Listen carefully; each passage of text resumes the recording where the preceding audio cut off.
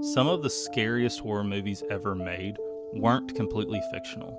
They were inspired by events people still debate to this day. In 1959, 9 experienced hikers set out into the Russia's Ural Mountains and never returned alive. Rescuers later found their tents ripped open from the inside, as if they'd fled in panic into the freezing darkness. Some bodies had severe injuries with no clear explanation, and strange details in the investigation sparked decades of theories. Avalanches, secret experiments, even unknown forces. The mystery later inspired the film Devil's Pass, but to this day, no one fully agrees on what really happened.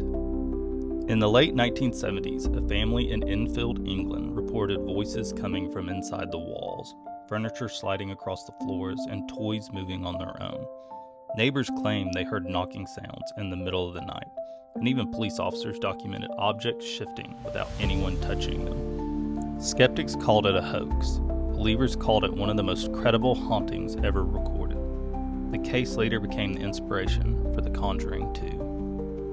In 1974, a tragic crime occurred inside a Long Island home, but the haunting claims came later. The next family who moved in said they heard footsteps when no one was there, saw shadowy figures in the hallways, and woke up at the same time every night.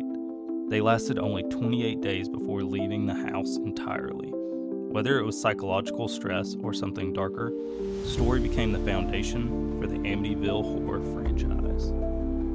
In the late 1940s, a teenage boy known only by a pseudonym reportedly displayed violent behaviors, unexplained scratches appearing on his body, and episodes witnesses claimed they couldn't explain. Religious officials documented this case in private journals, describing rituals that lasted weeks.